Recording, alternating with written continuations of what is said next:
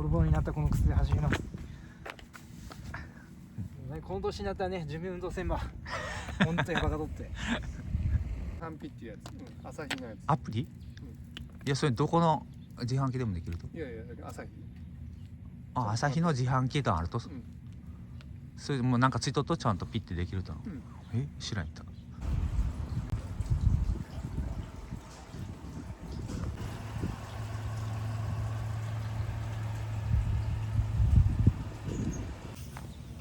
じゃあ行きます。はい、行きます。やってみる。やってみる。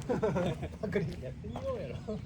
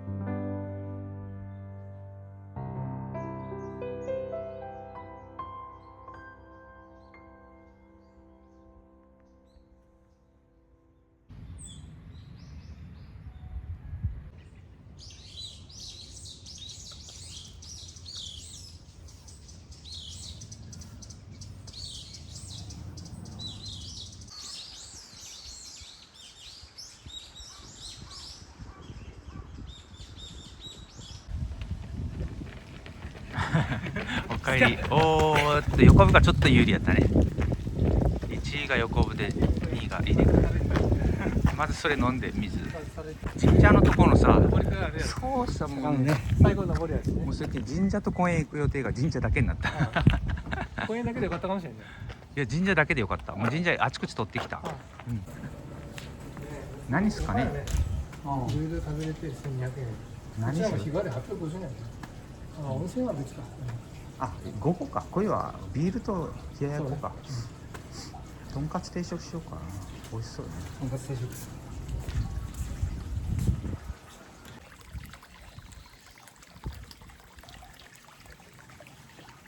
もう最高でした。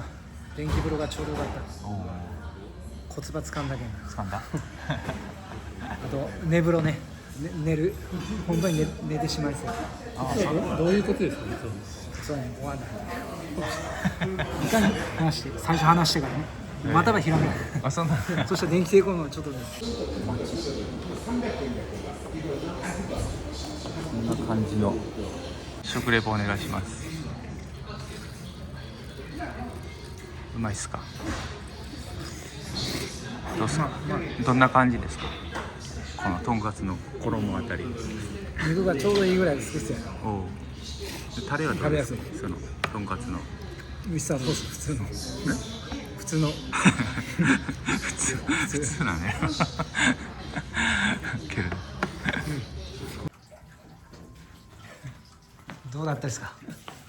最高、満腹バッチリですなんか